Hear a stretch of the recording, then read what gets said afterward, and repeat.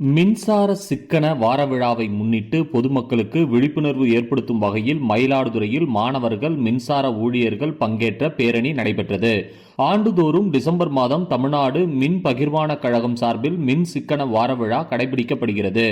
இந்த ஆண்டுக்கான விழா கடந்த 14ஆம் தேதி துவங்கி இன்று வரை நடைபெறுகிறது.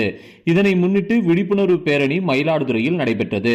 மின்சார வாரிய அலுவலகத்தில் இருந்து துவங்கிய பேரணியை மயிலாடுதுறை கோட்ட செயற்பொறியாளர் ரேணுகா கொடியசைத்து துவங்கி வைத்தார். பேரணியில் மாணவர்கள் மற்றும் மின்சார ஊழியர்கள் 100க்கும் மேற்பட்டோர் பங்கேற்றனர். ISI முத்திரை கொண்ட மின்சாதனங்களை மட்டுமே பயன்படுத்த வேண்டும், LED விளக்குகளை பயன்படுத்த வேண்டும், மின்சார சாதனங்களை பராமரிப்பது இவை குறித்து விழிப்புணர்வு வாசகங்கள் கூறியபடி பேரணியில் பங்கேற்றவர்கள் சென்றனர். மயிலாடுதுறை மாவட்ட ஆட்சியர் அலுவலகத்தில் வரைவு வாக்காளர் பட்டியல் வெளியிடப்பட்டது. இதனை அனைத்து கட்சி பிரமுகர்கள் முன்னிலையில் மாவட்ட ஆட்சியர் HS ஸ்ரீகாந்த் வெளியிட்டார். இதன்படி மயிலாடுதுறை மாவட்டத்தில் முன்பு 7,83,500 வாக்காளர்கள் இடம்பெற்று இருந்தனர். பின்னர் வாக்காளர் சிறப்பு தீவிர திருத்த பணிகளுக்கு பிறகு 75,378 பேர் நீக்கம் செய்யப்பட்டுள்ளதாக தெரிவிக்கப்பட்டுள்ளது. தற்போது வெளியிடப்பட்டுள்ள வரைவு வாக்காளர் பட்டியலில் மயிலாடுதுறை, பூம்புகார், சீர்காழி ஆகிய 3 சட்டமன்ற தொகுதிகளையும் ஒருங்கிணைத்து ஆண் வாக்காளர்கள் 3,51,453 நபர்களும், பெண் வாக்காளர்கள் 3,56,623 நபர்களும், மூன்றாம் பாலின வாக்காளர்கள் 46 நபர்களும் என மொத்தம் 7,08,172 வாக்காளர்கள் இடம்பெற்றுள்ளனர். மேலும் 862 வாக்குச்சாவடி மையங்கள் இருந்த நிலையில் 1200 வாக்காளர்களுக்கு மேல் உள்ள வாக்குச்சாவடிகளை பிரித்து புதியதாக 88 வாக்குச்சாவடிகள் உருவாக்கப்பட்டு தற்பொழுது 950 வாக்குச்சாவடி மையங்கள் உள்ளது என மாவட்ட ஆட்சியர் ஸ்ரீகாந்த் தெரிவித்தார். மயிலாடுதுறை மாவட்டம் தரங்கம்பாடி தாலுகா பொறையாறில் உள்ள தரங்கம்பாடி வட்டாட்சியர் அலுவலகம் அருகில் தமிழறிஞர் சீகன் பால்குவிற்கு செய்தி மக்கள் தொடர்புத்துறை சார்பில் ரூபாய் 7 கோடி மதிப்பீட்டில் சீகன் பால்கு மணிமண்டபம் அமைப்பதற்கான அடிக்கல் நாட்டு விழா நடைபெற்றது. தமிழ் வளர்ச்சி மற்றும் செய்தித்துறை அமைச்சர் சுவாமிநாதன், பிற்படுத்தப்பட்டோர் நலத்துறை அமைச்சர் மெய்யநாதன் பங்கேற்று அடிக்கல் நாட்டினர். மயிலாடுதுறை மாவட்டம் மயிலாடுதுறையில் பொது நூலக இயக்ககம் சார்பில் மயிலாடுதுறை மாவட்ட மைய நூலகம் 4,39,00,000 ரூபாய் மதிப்பீட்டில் கட்டப்பட உள்ளது.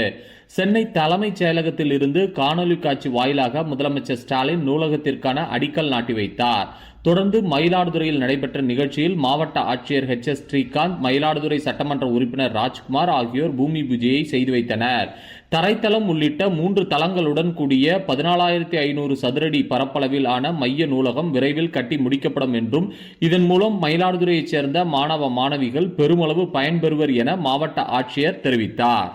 மயிலாடுதுறை மாவட்டத்தில் ஊர்காவல் படையில் காலியாக உள்ள 32 ஆண்கள் பணியிடங்களை நிரப்புவதற்கு ஜூலை மாதம் ராஜந்தோட்டம் விளையாட்டு மேம்பாட்டு ஆணைய விளையாட்டு மைதானத்தில் தேர்வு நடந்தது.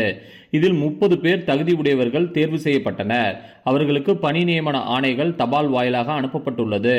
தேர்வு செய்யப்பட்டுள்ள ஊர்காவல் படை வீரர்களுக்கு கடந்த 5ஆம் தேதி முதல் 45 நாட்கள் மயிலாடுதுறை மாவட்ட ஆயுதப்படை மைதானத்தில் அடிப்படை பயிற்சிகள் வழங்கப்பட உள்ளது.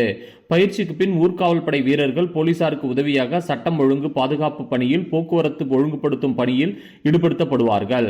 இவ்வாறு மாவட்ட காவல் கண்காணிப்பாளர் ஸ்டாலின் தெரிவித்துள்ளார்.